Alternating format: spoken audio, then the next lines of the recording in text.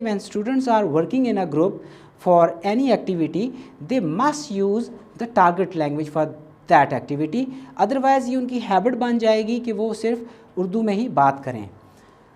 It develops reading and writing skill. Yes, there are different activities, चाहे वो comprehension की हैं, चाहे वो poem की हैं, चाहे वो creative writing की हैं, तो उसमें उनकी reading और writing skill भी improve होगी.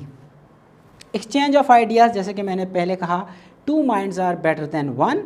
ये उन स्टूडेंट्स को फ़ायदा होता है कि जो थोड़ा शाय होते हैं या इंट्रापर्सनल इंटेलिजेंस के होते हैं और उनको ये प्रॉब्लम होती है, हेजिटेशन होती है, वो ओपन अप जल्दी नहीं होते, फ्रैंक जल्दी नहीं होते, उनके अंदर वो फ्रेंडली एक एलिमेंट कम होता है, वो टीचर के साथ ओपनली बात नहीं कर सकते. और क्लास में अगर उससे क्वेश्चन किया जाए तो ऐसा स्टूडेंट कभी भी आंसर नहीं दे पाता, उसको कुछ फियर्स होते हैं कि क्लास हंसेगी या टीचर डांट देगी. तो this is the best stage for that sort of student to perform, कि वो आप देखेंगे कि जब अपने ही एज ग्रुप के फ्रेंड के साथ या क्लास फेलोज़ के साथ बैठा होगा, वो इजीली अपने थाट को प्रोसेस करके अपने आइडियाज़ को शेयर करेगा. और this is the main thing in discussion. और ग्रुप डिस्कशन आप क्लास में, this is very important for English lesson, कि you divide the class into different groups.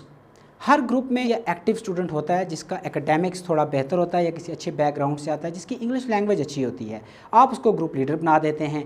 अगर 4 या 5 ग्रुप हैं तो उसमें मिक्स्ड एबिलिटी के स्टूडेंट्स को आप बैठाइए और वो स्टूडेंट एक दूसरे को आइडियाज़ देते हैं, हेल्प करते हैं. और टीचर को डिस्कशन में she has to remain vigilant and mobile. She should not stand behind the rostrum. उसको स्टूडेंट्स की करेक्शन करवाना चाहिए, स्पेलिंग बताने चाहिए, ग्रामेटिकल स्ट्रक्चर के बारे में स्टूडेंट पूछते हैं, या इसी तरह से डिफरेंट क्वेश्चंस या क्यूरियस क्वेश्चंस या प्रॉब्लम्स होती हैं स्टूडेंट्स की जो आपने वहाँ पर हैंडल करना होती हैं. अदरवाइज़ इसका ड्रॉबैक ये होगा, अगर हम स्टूडेंट्स को बिल्कुल ही छोड़ दें, उनको काम करने दें, तो जब आपके पास नोटबुक्स आएंगी, those notebooks will be in a very pathetic condition और वहाँ पे बहुत सी मिस्टेक्स होंगी और इसका प्रॉब्लम भी एंड पे आप ही को होगा. नेक्स्ट हमारे पास we have peer discussion which can be helpful in generating ideas for essays. अब ग्रुप डिस्कशन की बात की, आप क्लासरूम डिस्कशन भी करवा सकते हैं या पीयर डिस्कशन भी करवा सकते हैं 2 स्टूडेंट्स के दरमियान.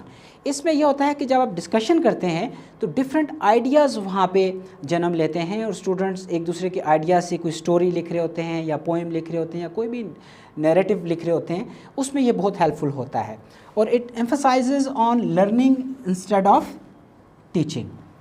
ग्रुप वर्क का या डिस्कशन का फ़ायदा ये होता है कि it is always helpful in learning, और यही हमारा टारगेट है जिसको हमने अचीव करना है. If there is no learning, effective learning in the classroom, then the purpose of teaching dies there. Then we have training in self expression. Very nice.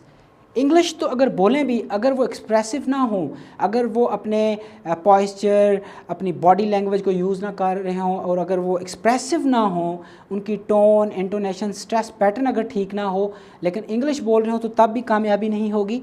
इसके लिए ज़रूरी है कि उनका सेल्फ एक्सप्रेशन को हम बिल्ड करें, और वो तब आता है कि जब हम बच्चों को मोटिवेट करते हैं, उनको चांस देते हैं, उनको लिबर्टी देते हैं कि वो बोलें, कुछ ना कुछ बोलें.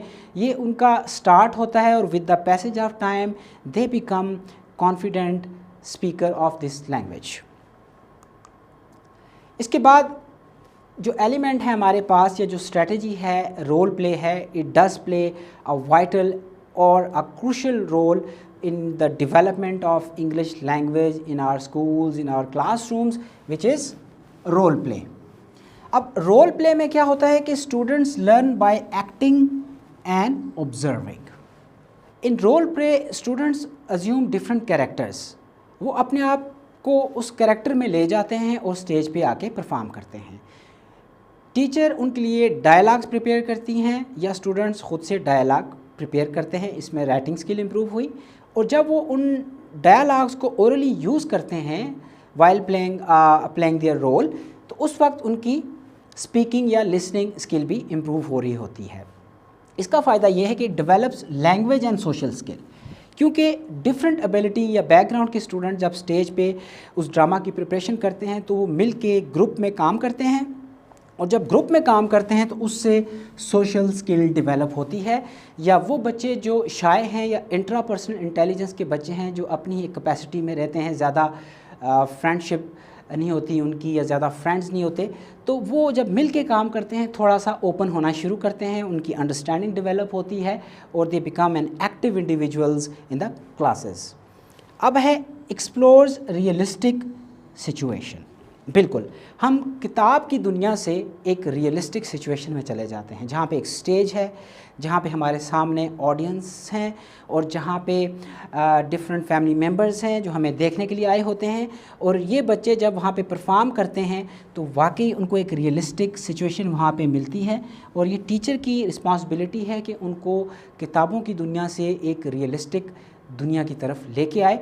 और यही हमारी क्लास में आप कह सकते हैं कि वो टीचर क्लास में रंग भरता है या एक नेचुरल एटमॉस्फेयर लेके आता है और क्लास को कलरफुल बनाता है और इससे बहुत ज़्यादा लर्निंग होती है। एक ही वक्त में आपकी रीडिंग स्किल, आपकी राइटिंग स्किल, इसी तरीके से लिसनिंग और स्पीकिंग स्किल भी इम्प्रूव हो रही होती है। इसके बाद it stimulates interest in the subject. Definitely English ही वो सब्जेक्ट है जिसमें वो रोल प्ले कर सकते हैं, चाहे वो शेक्सपियर का है, चाहे वो किसी भी ड्रामा के कैरेक्टर का है, चाहे वो हैमलेट का है। तो उसमें क्या होगा कि बच्चों को एक बूस्ट अप मिलता है और उनकी इंटरेस्ट डेवलप होती है उस सब्जेक्ट के लिए, क्योंकि उन्होंने जो डेली रूटीन का काम है रीडिंग राइटिंग डूइंग एक्सरसाइजेस, उससे वो थोड़ा सा किनारे पे होते हैं और एक रियल लाइफ सिचुएशन में ज़्यादा लर्न करते हैं। Student centred approach. Dear teachers, हमारे पास दो अप्रोचेस हैं, एक है टीचर्स सेंटर्ड अप्रोच और दूसरी है student centred approach. Teachers centred approach traditional approach कहती है जिसमें टीचर सिर्फ लेक्चर डिलीवर करता है, टीचर ही बोर्ड पे काम करवाता है और बच्चों को सिर्फ कॉपी करना होता है, क्योंकि टीचर जो है वो एक्टिव रहता है जबकि बच्चे पैसिव होते हैं। स्टूडेंट सेंटर्ड अप्रोच में स्टूडेंट्स एक्टिव रहते हैं और यही हमारा टारगेट है कि हमने अपने स्टूडेंट्स को एक्टिव करना है, एनर्जाइज करना है, उनको कॉन्फिडेंट बनाना है, हमने उनसे काम लेना है। ज़्यादा काम क्लास में टीचर कर रहे होते हैं और बच्चे आराम से बैठ के लिख रहे होते हैं, जबकि हम अगर बच्चों को एक्टिव कर दें, क्योंकि उनकी लर्निंग तभी होगी जब वो एक्टिवेट होंगे, उनका ब्रेन एक्टिव होगा, उनकी बॉडी एक्टिव होगी, तो वो इंजॉय भी करेंगे और लर्निंग भी होगी। इसके बाद क्या है, एक्टिव इन्वॉल्वमेंट। बच्चे हमेशा कोई भी आप एक्टिविटी देते हैं तो अपने आप को इन्वॉल्व कर लेते हैं उस एक्टिविटी में, क्योंकि उन्होंने वो काम को फिनिश करना होता है। टीम वर्क के तौर पे काम करते हैं, ग्रुप्स में काम करते हैं, पीयर वर्क में काम करते हैं। Teacher plays a role of facilitator, teacher help करती है, फैसिलिटेट करती है और बच्चों को ये सिखाती है कि बच्चों ने सीखना कैसे है। This is very important. Inquiry and investigation, ये भी बहुत इंपॉर्टेंट स्ट्रेटजी है। इसमें वो कह रहा है कि it deepens students understanding of topics, foster curiosity in students. पहली चीज़ अंडरस्टैंडिंग किसकी, टॉपिक की। जब भी आप बच्चों को कुछ ऐसा प्रोजेक्ट या कोई पोएम या कोई स्टोरी लिखने के लिए देते हैं तो they go from world of known to unknown, they go from realistic condition या realistic situation to the world of dreams and imagination, जिससे उनकी अंडरस्टैंडिंग होती है, वो ख़ुद से काम कर रहे होते हैं और चीज़ों को सर्च कर रहे होते हैं, जिनसे उनको कुछ फैक्ट्स मिलते हैं, कुछ फिगर्स मिलते हैं।